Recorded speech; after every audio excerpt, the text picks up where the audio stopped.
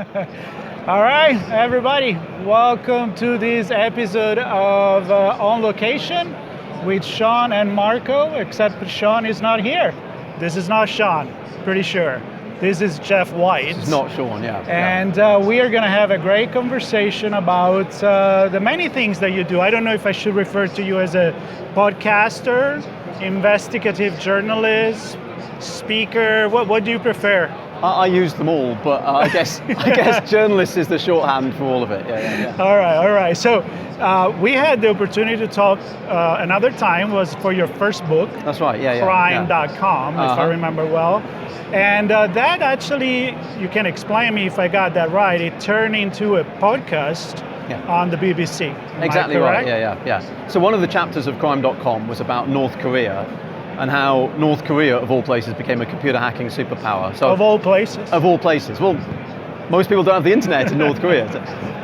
So I looked at the Sony hack, I looked at the Bangladesh bank hack, and off the back of that, we turned those stories about North Korea and all of the other accusations against North Korea into a BBC podcast called The Lazarus Heist, hence the t-shirt. Love it. And then I wrote a book also called The Lazarus Heist, which is everything that was in the podcast plus a bit more besides. And the story hasn't stopped there, the story just keeps going and going. And that's why there is another book. The next book that I'm putting out continues to tell the North Korean story. I thought it couldn't get even more weird or even more bizarre. It gets weirder. It gets much weirder. I read some of the comment and some of the reviews, and they say it's very intricate. Yes. But before we get to that, for those that don't know who you are, especially maybe here in the US, and a little background, how did you end up interested in this kind of topic? Yeah, it's a good question. I mean, I've been a journalist for quite a long time, 20 years or so, and I worked for a TV news program in the UK called Channel 4 News. It's a very august program. And I covered technology for them. And at the time, we're talking about the era of the Apple iPod launch. We did the iPad launch. And so tech was seen as being games and gadgets and not very serious. And I started coming to events, not RSA, but similar events, and seeing that computer hacking was something that was costing people money, that governments and intelligence agencies and the military were using to exert power in the world. And I thought, tech isn't an end of program funny story anymore. Tech is serious, very serious. And off the back of that, we had the Anonymous movement, we had the Edward Snowden leaks, we had, again, Sony Pictures Entertainment hack, and all of the subsequent cybersecurity stories. So suddenly, it felt like I'd made a shrewd move to start covering cybersecurity. Right, it became something that it was really much connecting with society at every level, which is kind of like what interested me in cybersecurity. My background is not cybersecurity, it's more sociology, so I'm like, why are we talking about tech to tech in between tech people and not applying to society? So you decided to go pretty deep though into the crime of it. Yes, for me, the organized crime aspect of it's been really interesting. So what I generally look at is organized crime and technology and where those two things come together. And increasingly that's most organized crime has a technological aspect to it. So in my new book I've talked about cartel drug dealing, prostitution, child sexual abuse, some quite serious, very serious subjects. All of those crimes make money and they're all using technological means now to wash and to launder that money. It's all ending up in things like crypto and online banking and so on. So organized crime has moved very heavily into technology. The reason I like organized crime is, you and I, we work for organizations and they're legitimate, at least I hope they're legitimate, above the board organizations. We don't know. Yeah, mostly. We don't talk about it. But the thing about that is, if something goes wrong, if they don't pay you, you can go to court, you can try and sue, you can call the police. If you work for an organized criminal organization, well, if something goes wrong, you can't call the cops, say, this drug gang didn't pay me off. So organized crime gangs have to have all of the features of bureaucracies and companies and so on. You have to have payroll and recruitment and bosses and so on, but none of it's got any underpinning of legitimacy. So they have to enforce contracts, they have to enforce agreements in different ways. Now, traditionally that was violence. If you don't do what I say, I will break your legs. But these days, because so much organized crime is distributed, hacking is a global enterprise, you're not in the same country as the person you're working with. So you can't threaten them with violence, really. You've got to have some other way of getting the trust between criminals going. And that's what I find fascinating. That's organized crime, is how can I trust you, buddy, because you're a crook and so am I. How do we trust each other? And the main, I'm thinking like ransomware, easy, right? Yeah. You can do it everywhere you want. Exactly. So before we get into the book and the ransomware, we had a conversation not too long ago with someone that were actually talking about how cybercrime is actually use branding and marketing to promote themselves in the dark web, but also to be considered a reputable company where if you do as they say, they will do as they promise. Exactly, yeah. And if they don't, nobody's going to pay them anymore. So tell me about this kind of like psychology behind it. So this has been really interesting. So a lot of the cybercrime forums that I used to visit in my research, that I still visit my research now, getting trust between users has been really important. There was one forum I went on where they had an escrow system. So if I tried to buy stolen data from someone, I could put the money into the escrow that was run by the website.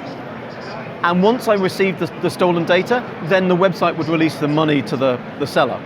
Now obviously the website takes a cut of the escrow, but the whole point of that was to get trust between users. I, for example, tried to buy some stolen credit card data, a very small amount I should say, it wasn't my money I was spending, it's the news organization's money. But just as a test, the person on the other side ripped me off, stole my Bitcoin and didn't give me the data. So I wrote to the forum administrator, obviously wasn't identifying myself as a journalist, and I said, oh, somebody ripped me off, they didn't supply. And so the forum administrator replied and said, I'm very sorry you've had this experience, we've blocked that person, and please use our escrow service in the future. So you always had in these forums trust networks building up. Star ratings are very important, so most dark web marketplaces will have star ratings for vendors. If you rip somebody off, you get a bad rating, same as with eBay, a similar system to eBay. What's been interesting is that trustworthiness thing has now had to move into victims. If you are the subject of a ransomware attack, if your data is encrypted and you're being told pay up and we will decrypt your data, how do I trust you? So these ransomware gangs have had to give people what they call proof of life, some of their data back to show that they can do that. But also, they're very aware, these ransomware gangs, of when you Google them what comes up. Because they know if you're hit by ransomware gang X, you're going to go on Google and say, well, who are they? And if what comes up is a list of don't pay, they won't give you your data back, well, you're not going to pay. So they're Googling themselves, they're making sure their reputation is really good. If you pay, we will give you your data. Right, it's a reputation system, which again, not just being Italian, it make me think about the mafia being the state within the state, where the state doesn't provide to you, we provide to you. You can trust us. So it's really, really intense. But now we're talking about technology and how it's used. And in your last book, you talk about, it's called Rinsed, where you talk about how recycling money and all the crazy way that it's doing with technology. Yes, So the new book I've got coming out is about money laundering and how technology is influencing this business of money laundering. And again, money laundering is a really interesting business. For a start, without money laundering, there is no organized crime. You can't commit the crime if you can't pull your money out. So this has always been, way before, with the human, we had crime, we had money laundering. You've got to pull it, unless you can get the money out and get it in a usable form, there's no point committing the crime. Well, these crimes Right, what are you going to do with that bank that you robbed? Exactly. But for money launderers, again, they need to do a good job, they need to do a regular, reliable job and not rip people off. Because if they do rip somebody off, your name is mud. Nobody's going to work with you again. So again, for money launderers, reputation's really important. And I find it interesting that the criminals have these really intricate and well-developed trust networks that they rely on. Because they have to, because they can't go to the courts, they can't go to the police, they can't go to the government. All they've got is trust. And so trust in that community is really, really pivotal. Give me some example of what you talk about in the book. I mean, do you talk about different industries within the industry, like different kind of crime? Exactly that. So in the book I've tried to describe what money laundering is. Now there are 3 basic steps in any money laundering job. First step is what they call placement. So imagine you sell some drugs on the street, you get cash, £1 million of cash. You've got to somehow get that into a bank or some kind of financial institute so that nobody steals it from you. You've got £1 million in cash, it's vulnerable. Second stage is what they call layering, where you take the money you've put in, and you mix it around with other money, so that even if the cops can chase the money to the bank, they can't chase it through the bank into the other accounts. That's the second stage. Third stage is what they call integration, which is where you take the money, which is now divorced of any connection to the crime. It's clean money.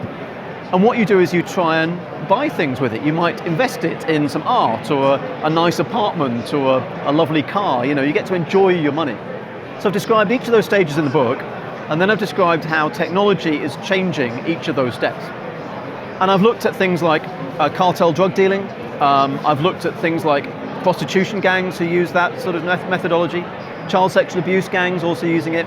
But I've also looked at fraudsters, and I've also returned to the North Korean example and some of the astonishing hacks attributed to North Korea, including a raid on a video game called Axie Infinity in 2022, during which they stole $625 million. The biggest theft of all time, I'm going to peg that at. And again, of course, they've stolen all this money. It was in the form of cryptocurrency. How are you going to extricate it? Well, you have to have launderers, and again, the launderers help them out. So the role of Bitcoin and digital currency in this, has it made things easier? Yes and no. Okay. It's a mixed picture. So good question, right? Yeah, very good question. So cryptocurrency, and we should say, I'm going to use the phrase crypto assets, which is a bit of a jargony type term, but we're talking about Bitcoin, but we're also talking now about things like NFTs. Yeah. In-game currency, you know, Roblox and Robux and stuff like that.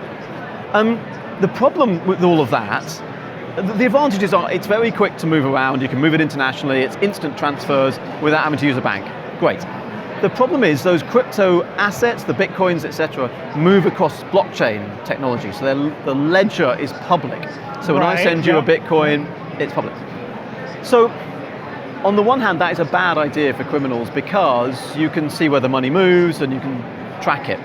However, if cryptocurrency was a really big problem for criminals, and if it was really bad to use, it was all traceable, they wouldn't be using it. And they are. They're using it in spades. So what's happening is some cryptocurrency attacks are tracked and traceable and they recover the money.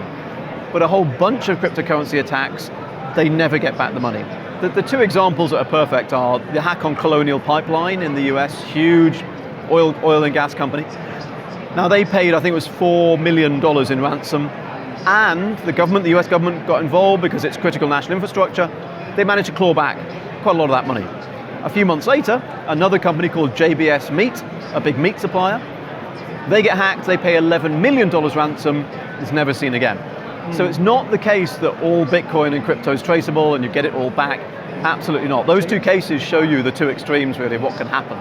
So obviously they wouldn't play with it, as you said, if it was as traceable as the way they say it. The worry, by the way, though, for cyber criminals, I think, is at the moment, a lot of it's anonymous and you can get away with it. We have seen cases, notably Silk Road, the big darknet marketplace that got shut down. Money was stolen from Silk Road by cyber criminals, and in the last couple of years, I think it is, we've seen the police trace that money and prosecute those individuals. So it could be that today's cyber criminals who think they're very safe using crypto, in 8 years, 10 years time, 15 years time, they get a knock at the door because the police have managed to work out what was going on. It's interesting. It's possible.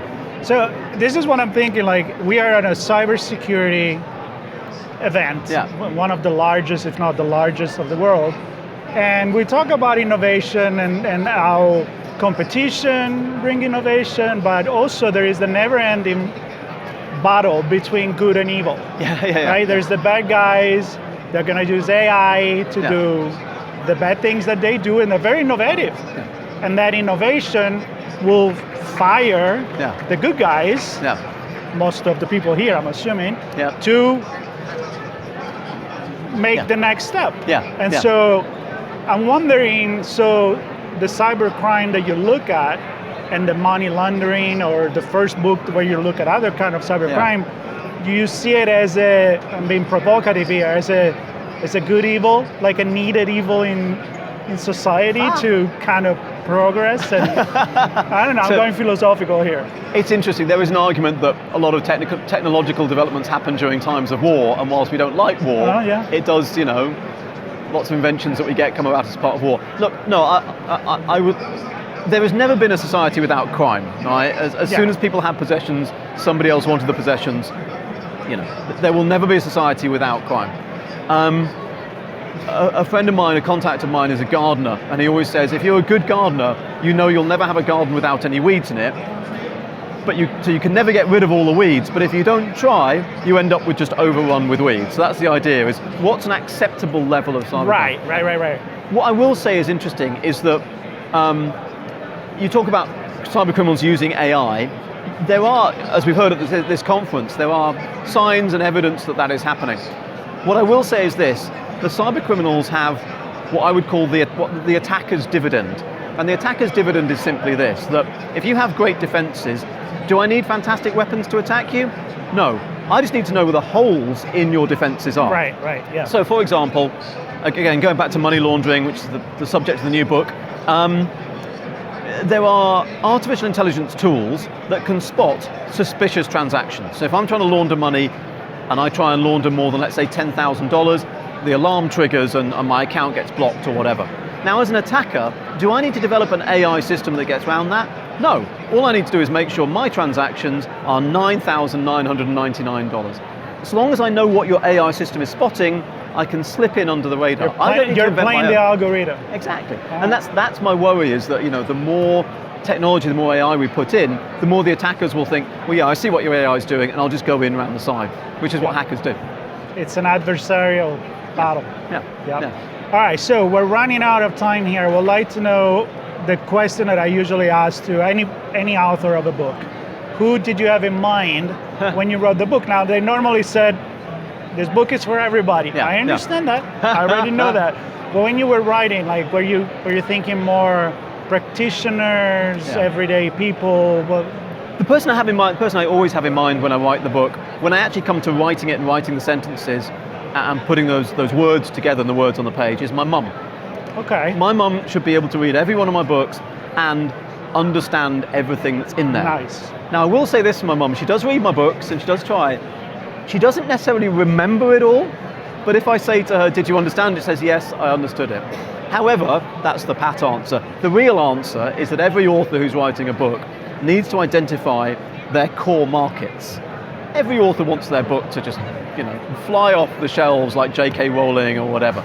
Truth is, you're going to have certain audiences that are interested. For this book, it's about money laundering. Obviously, one target market is cybersecurity people. Kind of people at this conference. Second type is financial crime people. So you're talking about banks, insurance companies and so on.